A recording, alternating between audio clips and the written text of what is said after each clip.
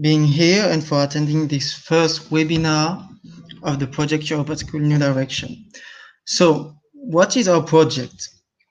So as you can see, it's funded by the Council of Europe and the European Youth Foundation, and it's a work plan, a one-year work plan, which aims to develop the competencies of members and educators to work with different disadvantaged groups on European civic education field, such as young people with disabilities, young Roma and other minority group in Europe especially, and also young migrants and refugees background. And so just to give you a very general overview of the project, it's from a program that we have in JEF that was launched 20 years ago called Europe at School. And the aim is like to raise awareness about European civic education to young people through non-formal educational tools and methods. And so, because we have been implementing this program for 20 years, we found out in the Erasmus project we had, like, it was like 2 years ago, I think, that we were missing some inclusion tools and methods in order to reach out more young people. And that's where the 2020 work plan come from. So in order to do so, there is several activities that are programmed for this year. So in February, we had the expert meeting. It gathered like young people, but also experts from different associations, stakeholder association, working with the target groups. And it happened in February. And during this meeting, they share us their advice, their guidelines, and so on. And he came up with like the creation of a manual of guidelines in order to implement activities on European civic education with the target groups. Then you all know that coronavirus happened and we had the lockdowns. So we couldn't do like the activity we were supposed to do because they were supposed to take place physically.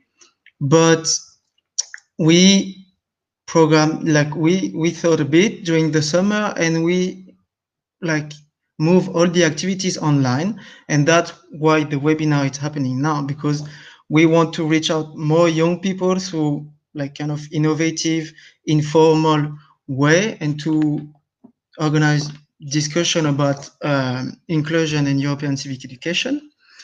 And so in order to do so, we will organize webinars in English, 3 in English, related to the 3 target groups I mentioned a bit before, but also in different languages.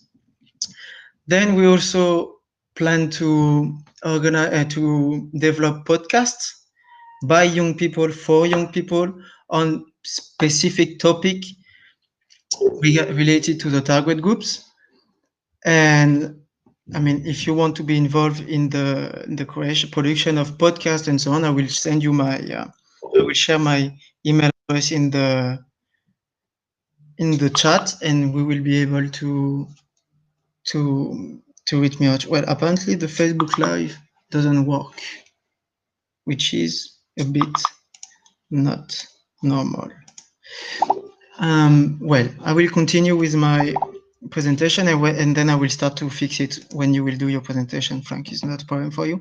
Then October, November, we will have online capacity building trainings in order to train the young people to work with these disadvantaged groups and to be able to use properly like tools, non-formal educational tools online, and to talk about European civic education with them. On November, we are planning to organize different activities with the participants of the online trainings. And the aim of these activities is to use the tools and the methodology that that we will teach to them during the trainings in order to know if it work good enough and if we need to do other modification for the tools and the methods.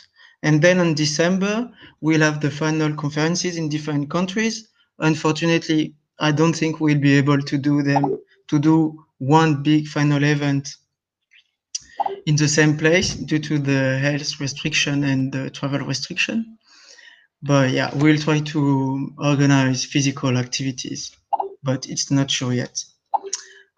So yeah, if you're interested to participate in the project activity, you can contact me through my JEF email address. I will share it in the group chat as well, chat discussion. And today our speaker is Frank from ENIL, European Network on Independent Living. He's gonna explain you more how you can develop inclusion with young people with disabilities. And yeah, Frank, the floor is yours. And I'm gonna try to fix the Facebook Live link. And yeah, Thank you, Theo, for the. you're welcome. And just one thing, sorry, I forgot. Like at some point, you will be able, like Frank is gonna do his presentation, but the aim is really to have like an interactive webinar. So if you want to ask him any questions, if you want to debate about anything, you will be able to ask him directly. And if you want to ask a question, but you don't want to ask him directly, you can raise your hand on the bottom right of the chat.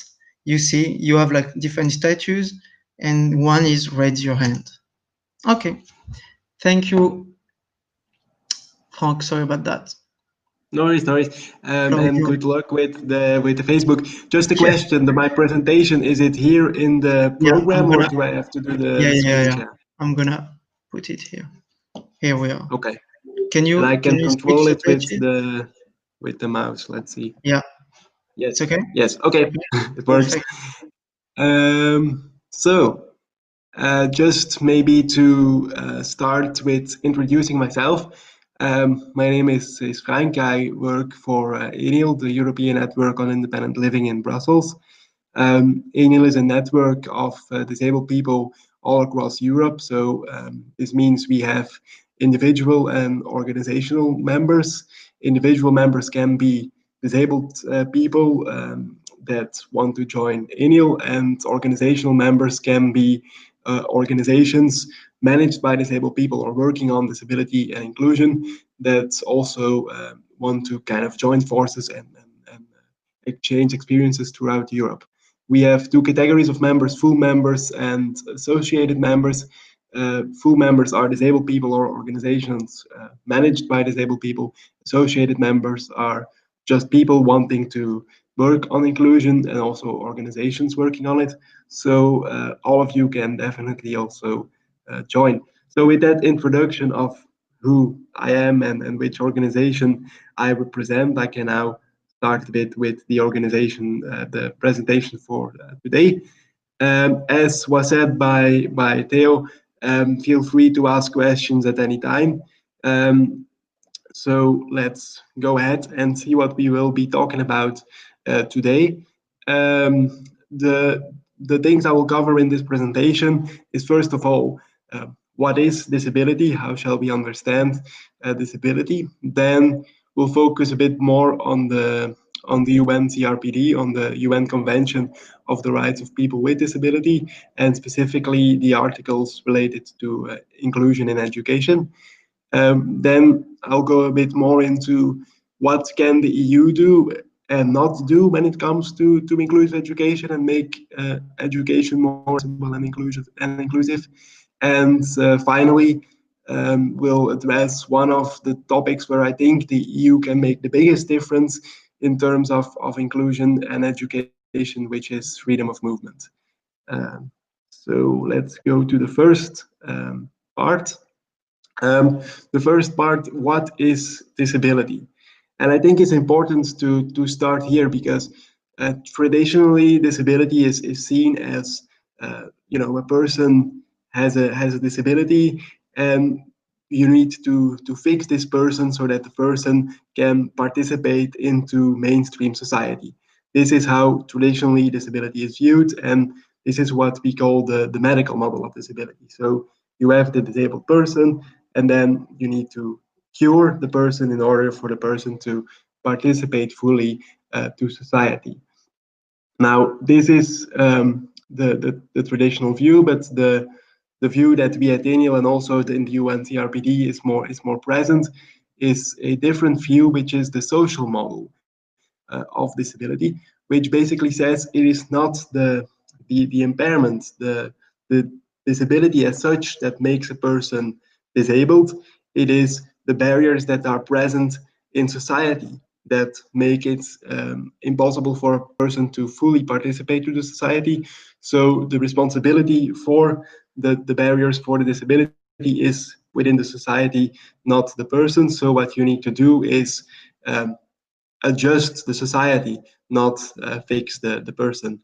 And as you can see here is a cartoon on the slide which basically illustrates this. It's a cartoon of a boy in a wheelchair in front of a flight of stairs with a woman behind him who is patting him on the head and saying, "So what's the matter, dear?" And the boy is replying, "Apart from your attitude and these barriers, you mean?" So implying that there is nothing wrong with the boy himself, just the situation of facing the stairs as a barrier, and the charity attitude of the woman is causing the disability, the inaccessibility. With that said, there are three main categories of barriers in the social model, distinguished in the social model, which we can identify three categories of barriers that basically create the barriers for a person, which are environmental barriers or physical access, attitudes, and organizational structures. Now, environmental barriers or physical access is the main, is like the most obvious barrier that is often visible. It is, for example, the flight of stairs, or the fact that you do not have tactile stripes on a pavement, like things in the environment which make the environment inaccessible. This can also be, for example, it is highly fashionable these days in offices to work in open space offices. For people with a hearing impairment, using a hearing aid, this might be a very big barrier to work efficiently because you have a lot of noise everywhere. So that is also an environmental barrier which might make it impossible for people to fully participate. Attitudes, the second category, is the kind of general expectation of society, like that society in itself does not expect people to go to higher education or to go to school. Is surprised if disabled people can actually join mainstream education, and then disabled people are seen as some kind of a very heroic figure, which is also not the good way to go. And organizational structure as the third category is basically making you fill in lots of paperwork, making you fill in lots of, or making you go through a lot of procedures to actually access assistance or access the mainstream organization. Like, for instance, in education, you can think of, if a disabled person wants to join a mainstream school, it might be required for this person to provide a whole lot of documents about the disability, or it might be necessary for the person to be checked by several committees in order to get support for the support person needs to fully participate to the school and the education. So yes, these will be the three categories of barriers, and the general view on disability that we want to go for. Are there any questions already on this point, or am I going too fast or too slow?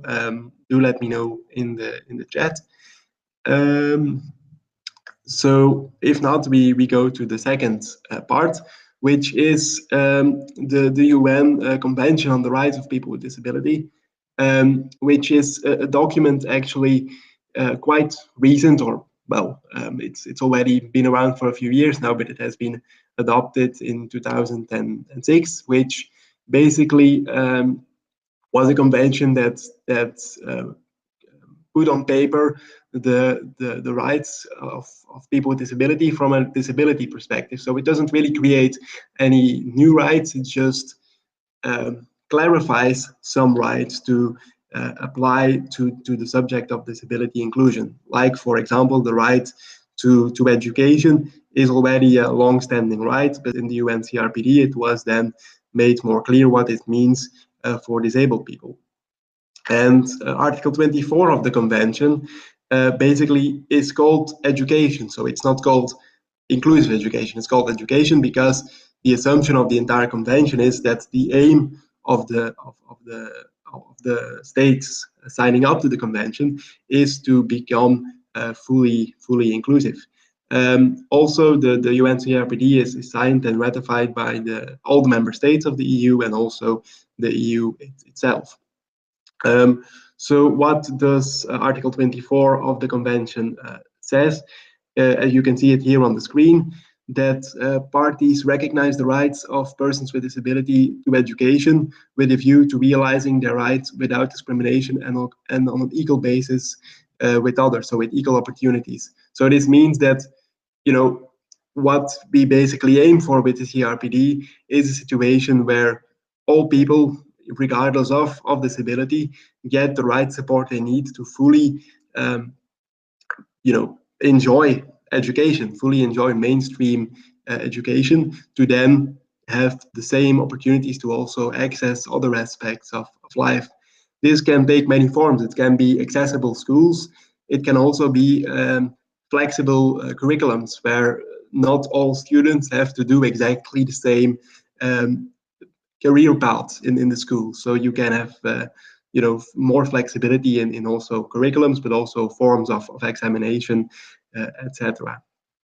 So yes, this is the CRPD. So this is basically the background of the where we. So basically all the information before about the social model and the CRPD is basically to give you a background, an overview of what is the aim of the direction ENIL and also the CRPD is trying to move education.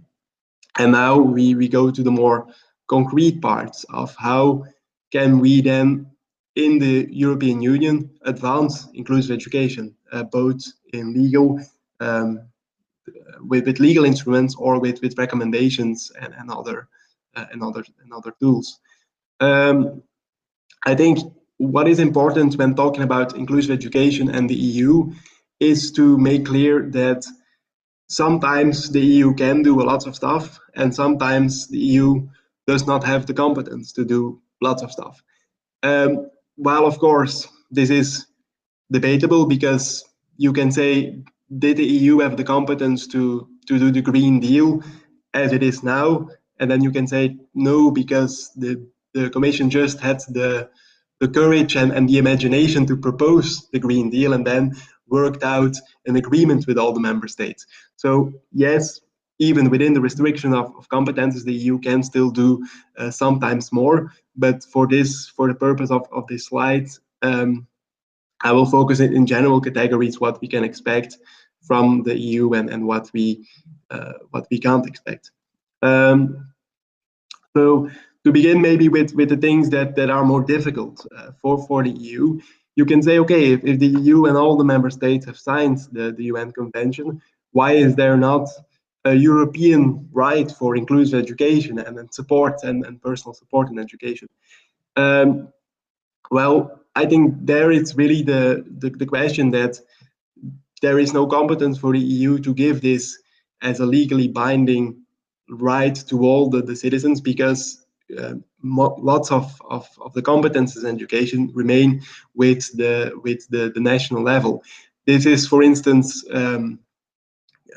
well illustrated by the the horizontal directive on non-discrimination. So as you might know, there is a non-discrimination directive in the EU in terms of employment. So you can't be discriminated in employment on the basis of, among others, a disability. Now there has been already for many years an attempt by the European Union, by the Commission and the Parliament, to extend this directive to all fields, so to also include housing, education, etc. But the member states are not really keen to accept this horizontal non-discrimination directive. And here you see again that the member states maybe fear the impact of, if we give a legal enforceable right to non-discrimination in education, this might force us to change our national system too radically or too swiftly. So here you can see that there the competences of the EU do play a role. The same goes with reasonable accommodations and things like flexible curricula.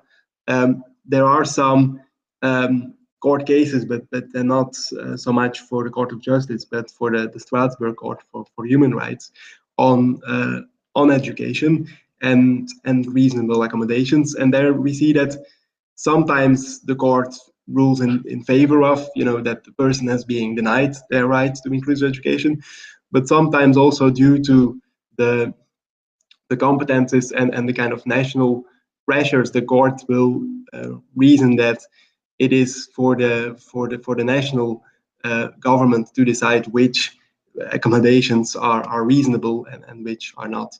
So as in terms of a legal right, there the competences of the EU are limited. That said, there is a lot the EU can do in other fields, and this is the more positive news. We see it, for instance, in the, and I'll start with the second one here, with the European Solidarity Corps, which is a new, it used to be European Voluntary Service, but it was launched as a new kind of tool to engage young people in Europe in volunteering. And there you see that there is attention for inclusion, and there is the possibility to have extra budget for reasonable accommodations and to really make sure that people can fully join the program. However, also there you see that the process to get this additional funding is quite long and cumbersome, and it depends sometimes on the national authority, whether basically the national agency managing the solidarity funds, the Solidarity Corps, request, whether a certain budget for reasonable accommodations will be approved. So there you see basically the organizational structure of a barrier that is placed there, but still the option for reasonable accommodation and for extra budget for inclusion is there. And also one of the kind of targets of the Solidarity Corps is to be inclusive. So you see that the European Union thought about it. Then the second tool where the European Union can play a role is Erasmus exchange. And here you see that Erasmus exchange, we all know it. You go for half a year or a year to a university in another country to do your Erasmus, and we see that not many disabled people, they participate, and the reason for that is basically that the social security systems in Europe are all kind of organized nationally. So if a disabled person would move from, let's say, Belgium to France or Belgium to UK, right to, I don't know, physiotherapy or personal assistant or home assistance might not be available in the new country. So this is a barrier for people to participate in Erasmus exchange. Here again, there is a possibility now in the new program to ask for additional budget for accommodations to ensure that people can fully participate. Although we see a lot from ENIL members that we get the question, like, I want to go on Erasmus exchange, where can I apply for this funding? And then we see that, while there is the option to apply for funding, most universities, they do not know about it. And also when you go to general websites on Erasmus, you don't really find available information on it. So this is why one of the projects where ENIL also is working on with several other NGOs is to make a more accessible website where people that want to have more information on inclusive Erasmus exchanges can find information on which accommodations they can apply for and who they should contact to apply for the accommodation. But there you see that there is some progress in the field. Then more recently, and if I take too long there, you can always so tell me to speed up. But more recently, there has been the new digital education plan, or in any case, also previously there was the education plan, the European education plan, and there you see that with these kind of plans, these general frameworks where the European Union tries to give guidance to member states on how to organize their education and which changes where to focus on, etc. There the EU can also give guidance, point member states in a specific direction. And here we see that the European Union does take into account inclusion as one of the topics to focus on. Although mostly only after NGO feedback, but this is also why it is important to do this, to have the NGO engagements and also to do activities like this to really kind of make sure we have good NGO engagement and really push for inclusion altogether. Then there are like 3 more points maybe I would like to briefly address. 2 are directly related to the European Union and maybe a bit more surprising as it comes to education. And one is kind of relatively removed from the European Union, but still relevant as it comes to the PISA tests that secondary school students need to do. So first, maybe the 2 more surprising European Union tools to influence inclusive education are the European semester and European funding. So ERDF, Regional Development Fund, and ESF, Social Fund. To start maybe with the European semester. So in the European semester, each year countries are given what is called a country report. And then you have, at the end of the cycle, country-specific recommendations. So based on the report and based on then the kind of general discussion on this report with civil society, but also with the ministers of finance and other national ministers in the council, the member state is given some kind of points to focus on in the next year to kind of do reforms. And in each of the country reports, there is a chapter on education. And we see in several reports that there is a mention of, access of disabled people to education, and that some countries do well, or in some countries do not so well in this regard. And also that there are sometimes recommendations to ensure that more disabled people have access to education. However, what is still lacking in the European semester reports is that the European semester and the reports and the data in the reports do not look at which kind of education. Like, for instance, Belgium usually gets a good score when it comes to access to education for disabled people. But still, most of the disabled people in Belgium, they are in special schools, so segregated education, which of course is contrary to the objective of the CRPD, and also not the inclusive Europe we want and all the member states and the European Union itself signed up for. So here we see that, yes, while the European Union or the data are there and are monitored, the EU could do a bit more to push member states in the direction of inclusive education, saying it's not only access, it is also which kind of access do people have.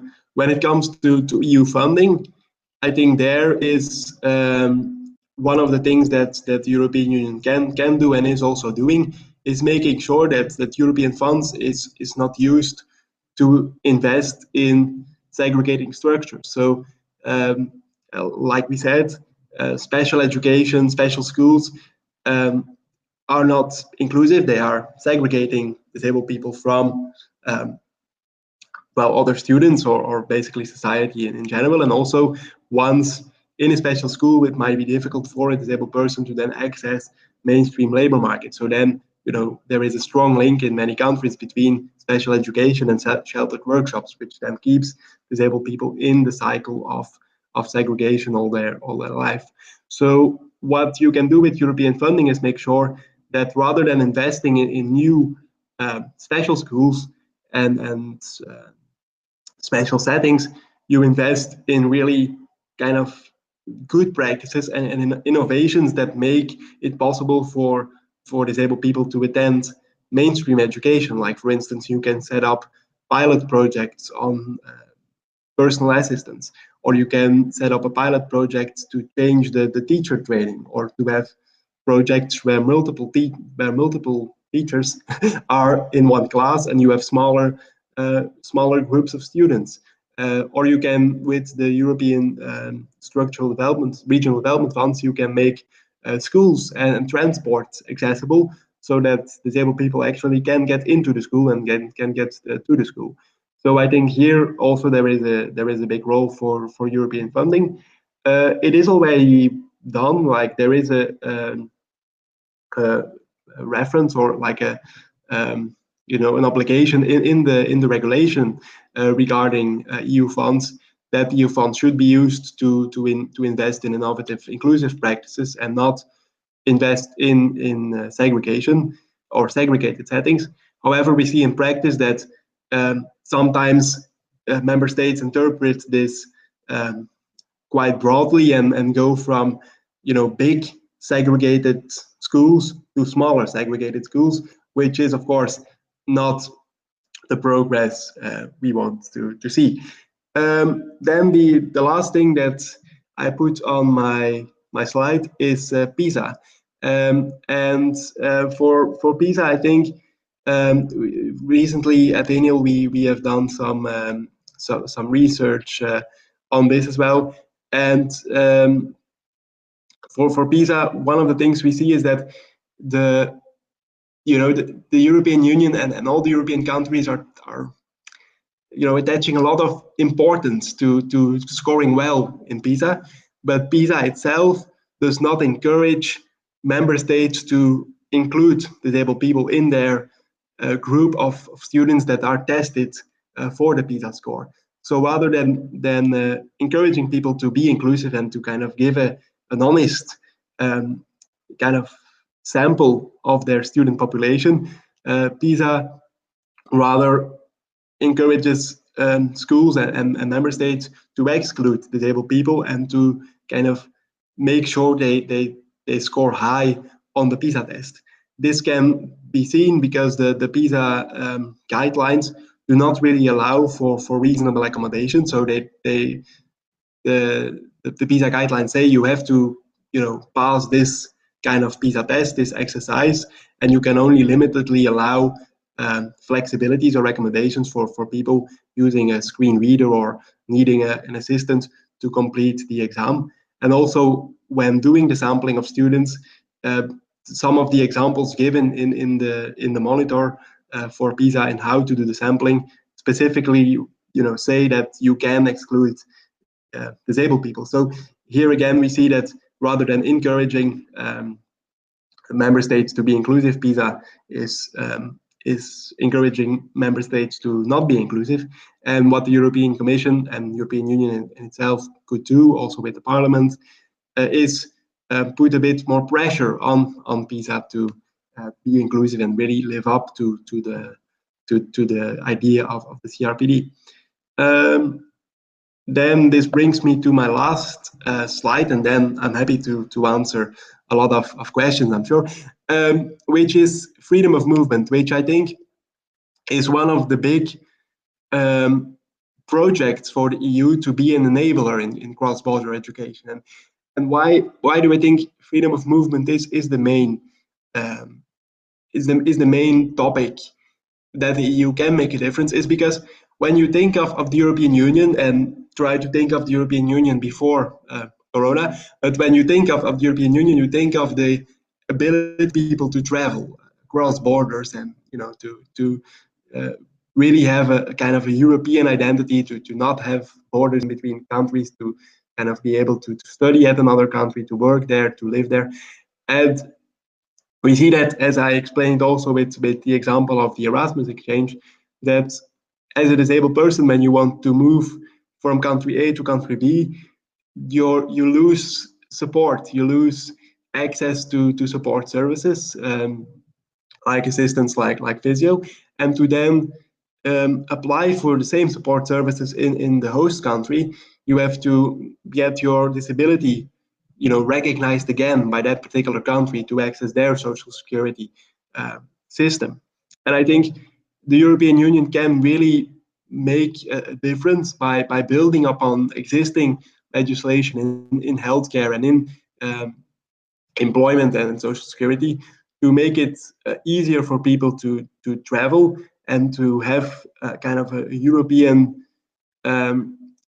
recognition of disability, so that when you are recognized as a disabled person in one country, you're also recognized more easily as a disabled person in the other country, and that there is some kind of a mutual agreement between countries which support services can be available for a person from the moment this person enters the host country, or which services will be paid still for a few months by the home country or the country of origin.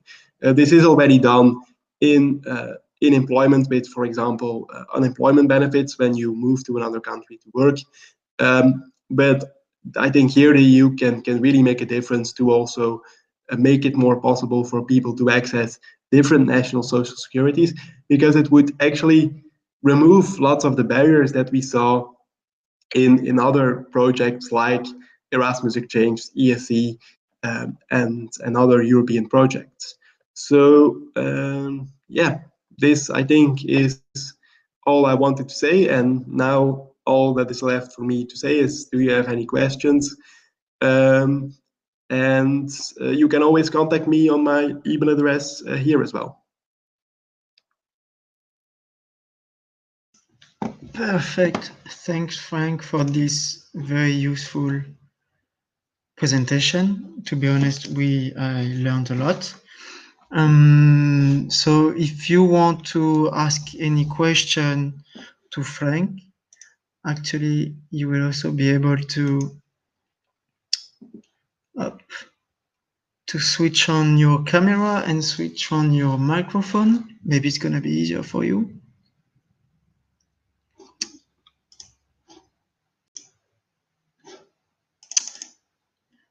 I think that someone is writing, but I do have a question because we are waiting for Nina. I think she has a question.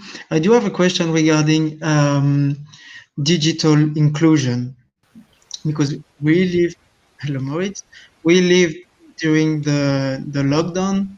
It was really, inclusion, it's already difficult.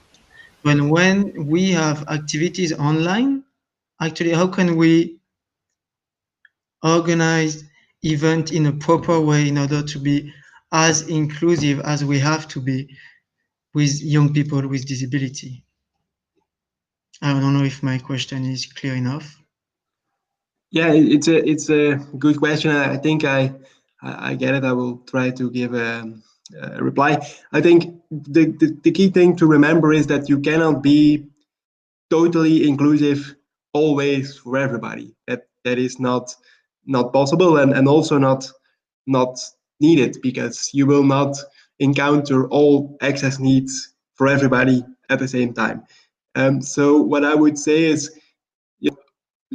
try and see what do you want to do with a particular meeting.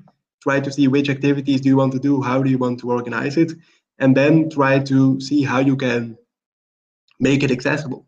And the key thing for making online activities or offline activities accessible is to basically ask people what their access needs are, what they need to fully participate to the meeting. Also for this meeting, for instance, there was the option in the registration. So basically by asking the people, by going into conversation directly, and by also advertising the fact that you are happy to make access adjustments, this can be arranged. Like for instance, you have captioning here. This is an access need, but when you then need to make a report of the meeting, you will see that it's handy to have the caption. So it can also be then kind of a gain for the organization. But I think, yes, really the conversation with the disabled people is key to make activities accessible both online and offline. Online, there can be other challenges like the accessibility of a platform. But usually people also know which platforms are compatible with maybe a screen reader, or which platforms they prefer for access reasons. So people can also let you know. And also, the more platforms you use, the the better you know which ones are accessible and which ones are not. So some platforms have auto captioning, for instance, or are more or less easy to use. And I think those are the main points I can make on this, if that answers your question. No, it's good. So you're saying that it's important to gather as many information as we can before implementing activities online, and then you can target the needs, understand the need of the participant, and then you can answer to their need. Yeah. Yeah, Okay. and also to start from the activity first and then make it accessible, not try to make it accessible first and then end up with an activity that does not serve your purpose.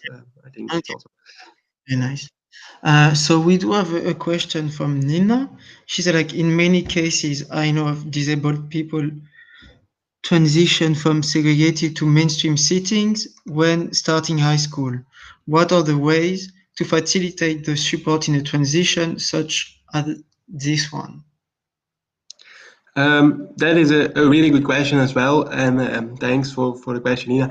I think that this is one of the key things that deserves the attention, because, well, basically the transition to mainstream schools can be challenging in many ways. Like, um, for example, if you have been in a segregated environment for many years, it might be difficult to then go to an environment which is not completely special for disabled people. People might find a mental barrier as well to make the transition, and also, of course, to put the right support in place. But I think two things that are crucial here is to facilitate the transition, is to have support and peers. Well, that's twice the same thing actually, but support and peer support. But I will try to explain. So first of all, you need support. So you need to ensure that the person has the support they need to make the transition to the mainstream setting. This can be personal assistance. This can be making sure that the school is accessible. This can be making sure that the school is prepared to offer certain accommodations, like flexible uh, hours, or other ways to do examinations. And then you need peer support, which is kind of making sure that the person, the disabled person making the transition, has contact with other disabled people, or has support from a disability rights organization to ask questions, not to teachers and to directors of schools, but to disabled people who went through a similar experience. And those two elements, I think, are very crucial to make the transition successful. Nowadays, the transition is still a very uh, challenging thing, because it is still seen as the exception, like the kind of the ethical barrier we saw, that when the disabled person goes to a mainstream school, this person is uh, brave, or great to take this step, and it's all very special. While of course the situation where we want to end up in is that it's kind of, well, first of all, that disabled people do not start in segregated settings, but also where it's kind of expected from schools to be inclusive, and it is expected for disabled people to go through to mainstream settings. But Of course, while this is not the case for the transition, I think both the support in terms of having your access need met and the peer support, the personal support is important. Does that answer your question, Nina, or not yet? Absolutely. Thank you. Okay, great. Then if someone else has a question, can ask him directly. Nina, if you have another question.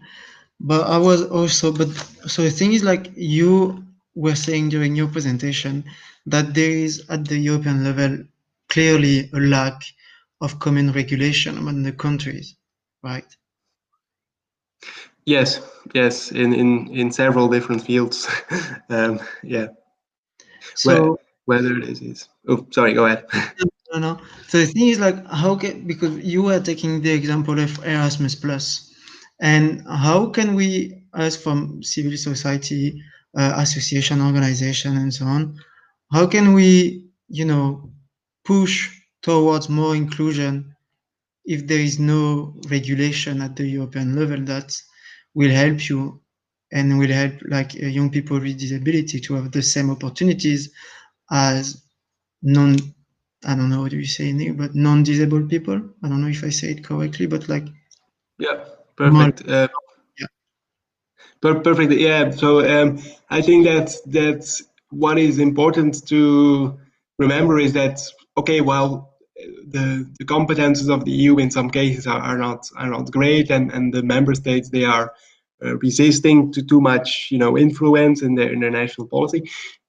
You do have hooks for the European Union. You do have Erasmus. You do have Discover Europe. You do have education plans and European funds.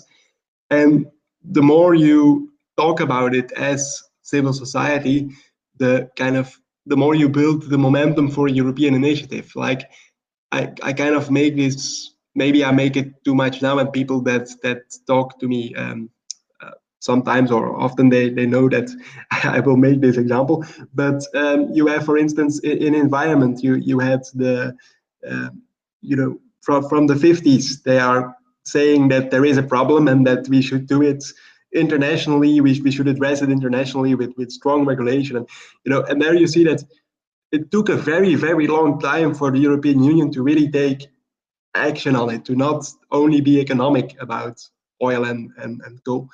And now you have the Green Deal. So this is not because all of a sudden the treaty changed and the European Commission could take strong actions. This was because in all areas of civil society there was this push for some action on climate change, and then the right political setting was there for the Commission to take this initiative. And you see the same with education in certain ways, that the many NGOs like the Youth Forum, the ESM, ENIL, EDF, like many organizations, have been raising the issue continuously on like there is a problem, not many disabled people can participate to the program, and then there came more attention for inclusion. So I think the more you complain about it collectively and really propose solutions also for the problem, like okay, you have this problem that people cannot access social security across borders. Maybe you should amend this particular regulation on social security coordination. The more it kind of forces the Commission to take a stand. First, it will be a recommendation, but the more recommendations there are, the more the idea of European action will take, will get settled in brains. And that I think is a crucial role for civil society to basically keep on complaining and keep on suggesting better ways or other ways. And you have now the tools to do it. You have the CRPD, and you have other tools like the disability strategy or the social pillar, for example, that can give you the basis you need to build upon. Okay. Okay. No, yeah. It's no, yeah. So I'm gonna do a bit the promotion of our project, but that's what the Europe at School New Direction is trying to do as well. It's not because I want to promote my project, but because we will have a question afterwards. Sorry, just finishing, but we realize that we need to be more inclusive, and we want to adapt our tools in order to reach out more young people. So yeah, it makes complete sense. So Um, that's indeed a very good. Sorry, I'm going to add something.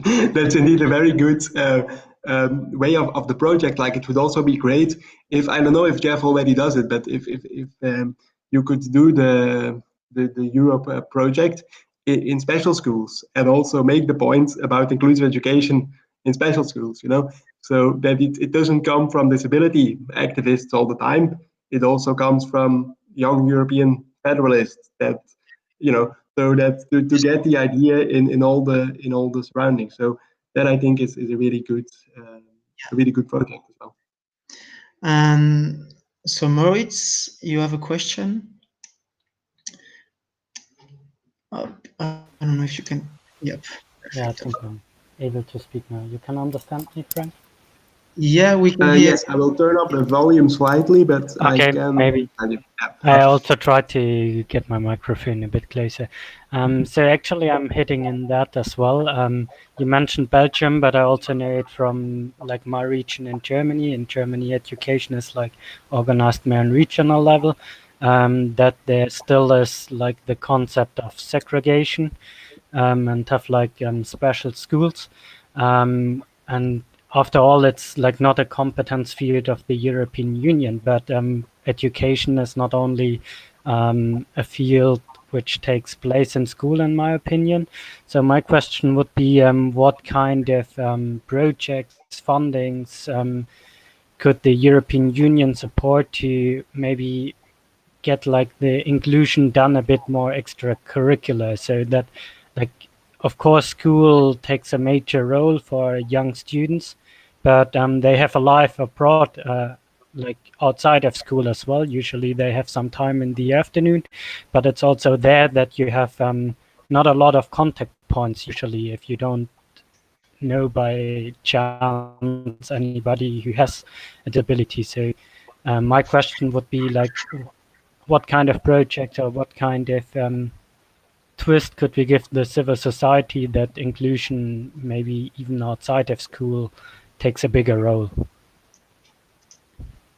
Yes, that is a really good question, and I kind of have to think about my answer here. But I think yes, indeed, the fact that you know if you want to have inclusive education or if you want to have an inclusive society, you need to not only focus on making the school inclusive, because as soon as then the person leaves the school, the kind of the segregation is back again. Like disabled people also usually live in segregated settings, work and stuff like this. So this is a very good point. Now I think here there is also some some opportunity or some possibility for the European Union to act. The first field I think about is employment, but of course this is not really a huge field, so this might not answer your question. But for instance, the European the youth guarantee, for instance, to get young people into employment, we see that not many disabled people can use the youth guarantee. Why is that? Because maybe employers, they are not so keen on employing a disabled person. Maybe because the information about the youth guarantee doesn't get to the special schools. Maybe because the degrees are not correct. Like all these kind of projects can also be considered. When it comes to more youth related things, I think at ENIL we did also recently a position on sports and disability, and we see that in many kind of countries there is still a large segregation in sport as well. You have sports for disabled people and you have sports in general. So when you are doing Europe, I mean, there are European projects on fair play, on sports, on getting more young people involved in sports. Also, there the focus on inclusion can be more. I'm trying to think about other fields where you can have a really clear EU hook, but to be honest, youth in general is not my area of specialty. So there I will have to ask our membership officer Camille, who can give you more ready answers on projects. But yes, the point is good that indeed it's not only formal education, it's also informal education, and basically raising more awareness on inclusion. Yes, this is maybe another point, but I realize they are all very general. But when the European Union does awareness raising campaigns, I think the key thing is that they should always include disability. Like, for instance, they did recently an awareness raising campaign on unemployment. That to kind of say that employment should be, well, to in the promotion videos also have disabled people in employment. And the reason why I am, like, my speech has gone a bit weird is because I'm trying to find a picture on the internet, and I'm not good at multitasking, but I will now try if I can put this picture in the chat. Let's see. Paste. No, I don't seem to be able to paste the picture in the chat, so all my search is in vain. But wait, I can share my screen, maybe that can work. Just to give you an example of what I mean for awareness raising campaigns. Wait, let me just paste this in a Word document. Okay, so do you now see my wait, I will delete the test. Yes. So basically, this picture was from the European Commission looking for interns and to be really inclusive, and they also put a disabled person on the picture. But as I myself am a wheelchair user, I have multiple doubts about the fact if this person is in fact really a wheelchair user. And also the kind of setting of the picture, it doesn't feel right. Like for one, like all the people are looking very interested to, very smiling, interested to the disabled person. Nobody is looking at their laptop or at their work. Now it can be that this person is doing a great speech, but to me it gives kind of the heroic attitude feeling. And also the person, the wheelchair is not the kind of wheelchair that normally a wheelchair user would use if the person is sitting a long time in a wheelchair. So and therefore I think that I have high suspicion that the person on the picture is a non-disabled person asked to be a disabled person for the picture.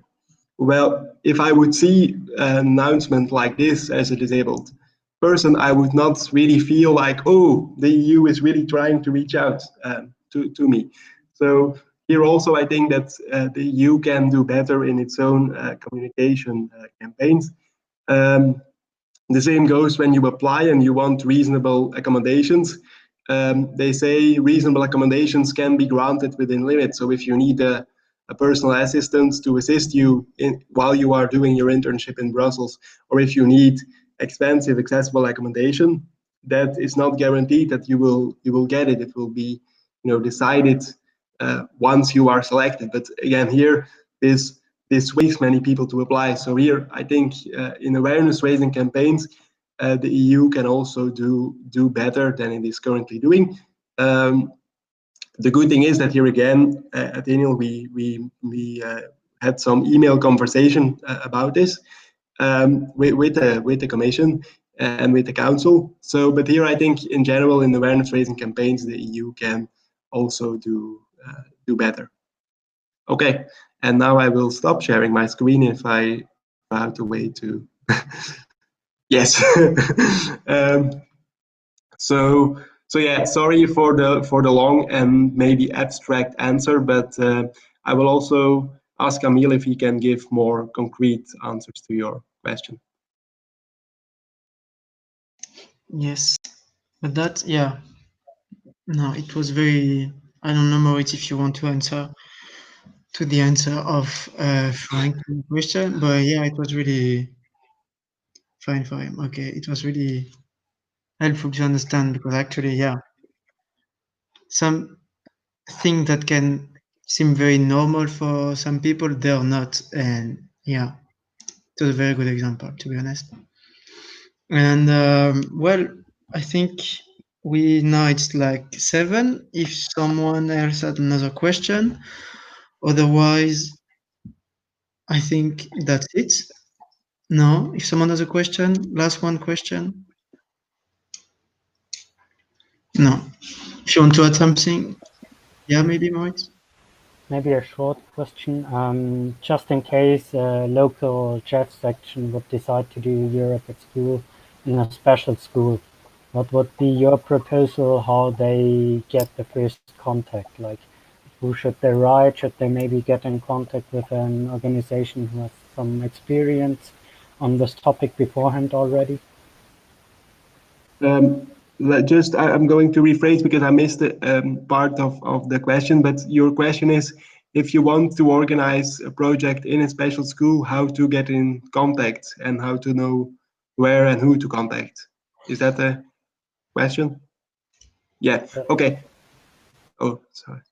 Yeah. Okay. So I think that yes, your idea is good. Like to see locally, maybe there is you know a local organization working on disability and education. You know a local disability organization, or maybe you know a very famous or very well-known special school. I know in Belgium there are, well, in Flanders, I don't know for Belgium, but there are like 4 or 5 special schools for people with mobility disability. So basically, they are quite well known in secondary school.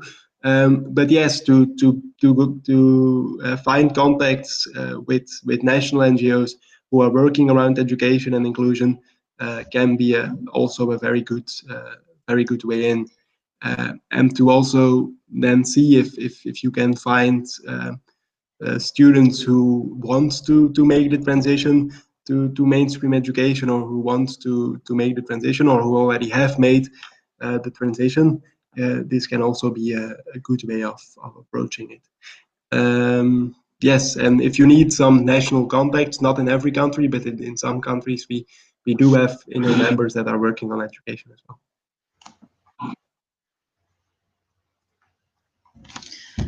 Yeah, I think it can be very helpful for us in the framework of the project and if we want to implement activities in special schools. Well, I think that's it. Thanks for attending the meeting. Thank you very much, Fran, for your inputs and for sharing your knowledge. I mean, it's really useful. Personally, I learned a lot, as always, and it was a pleasure to have you as a speaker. Hope it was the same for you.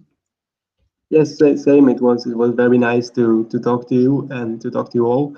And I will share my. I know you already have it because it's here in the platform, but you can always share, of course, the PowerPoint. And if there is any question, feel free to email or on the ENIL website. Also, we have some information on education. And now I will stop making promotion. But yeah.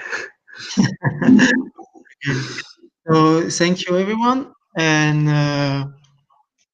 if you want I'm gonna do a bit of promotion for the project. If you want to follow, to attend, and to participate in a webinar on young Roma and other minority, we will organize one on Thursday with Maria Atanasova, the Young European of 2020, and we are going to talk about young Roma in Europe from a young perspective.